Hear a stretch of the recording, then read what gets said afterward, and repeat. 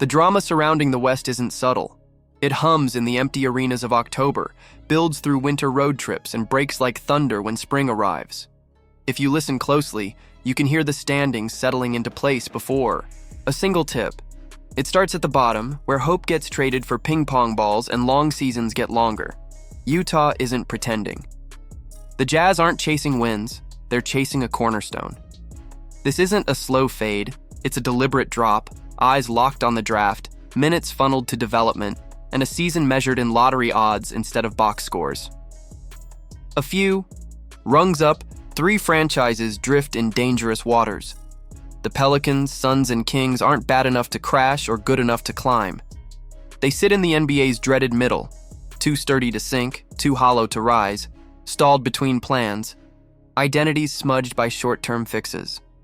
Portland complicates the picture. The Trailblazers closed last year with a pulse and delivered one of the league's purest storylines by bringing Damian Lillard home. It felt right. It felt inevitable. But a storybook return can't rewrite physiology. An Achilles for a small guard in his mid-30s is a cliff, not a curve. Even if he makes it back, there's no guarantee the burst returns with him. In the East, they'd punch above their weight. In the West, the floor keeps dropping away. The air sharpens in the play-in tier. At 10, Dallas teeters on a ledge of ifs. Kyrie Irving would have to come back early and immediately hit last year's stride. Anthony Davis would need to shoulder the season until he does. Cooper Flagg would have to be great right away, and not just as a talent. He'd need to be a spacer and a driver of offense. D'Angelo Russell would have to give them the same night twice in a row. Klay Thompson would need to hear the old music again and move to it. Could it all happen? Maybe. Could it all happen at once? That's where the faith phrase.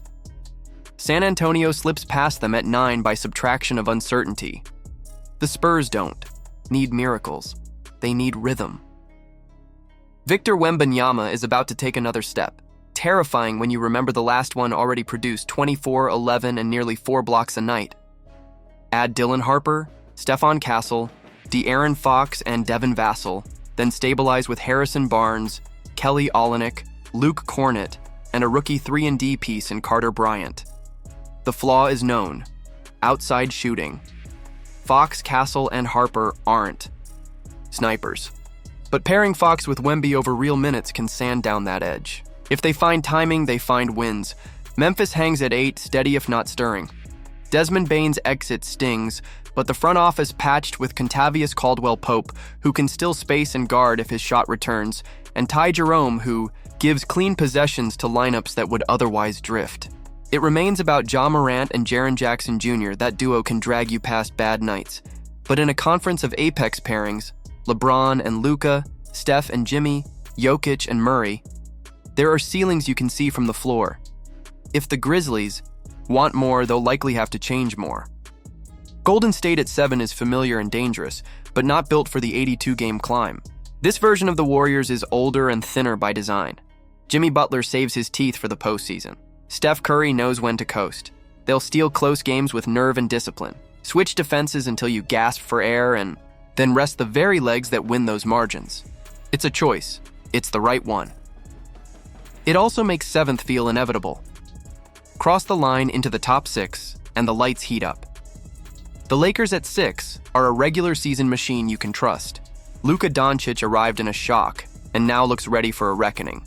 Leaner, locked in, the kind of player who can bully a year into his shape. LeBron James chooses his moments. Austin Reeves and Rui Hachimura know their lanes. DeAndre Ayton, staring down a contract year, has reasons to roll hard and jump higher. It may not be a roster sculpted for June, but for the long slog from Halloween to spring, it stacks enough dependable nights to climb past the teams that coast. The Clippers, at 5, are proof that age can still win Tuesdays. Start healthy with Kawhi Leonard. Add James Harden's relentless regular season engine. Protect the paint and the schedule with Brook Lopez and Ivica Zubac. Then drown opponents in experience.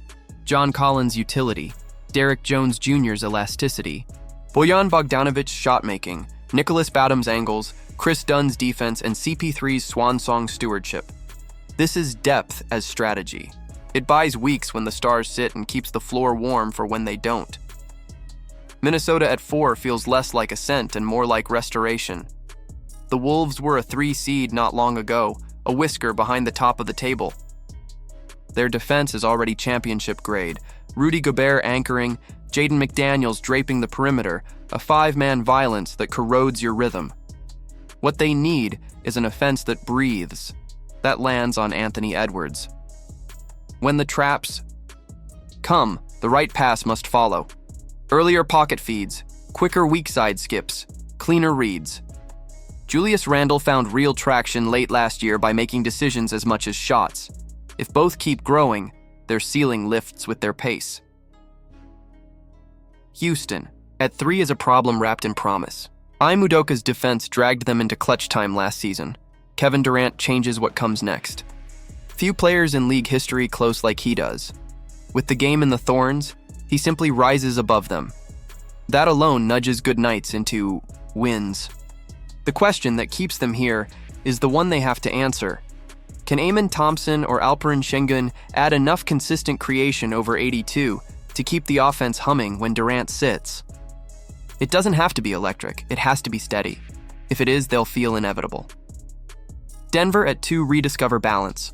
Nikola Jokic doesn't need minutes to be monstrous. Jonas Valanciunas lets him play fewer. Jamal Murray can coast without capsizing the boat. Aaron Gordon expanded his game into true spacing, over 40% from deep and nearly 50% from the corners, while still knifing backdoor and guarding the best wing on the floor. Cam Johnson's arrival tilts them toward flexibility. He can handle, shoot, and slide between roles in ways Michael Porter Jr. couldn't. Last spring exposed a bench that bled away the margins.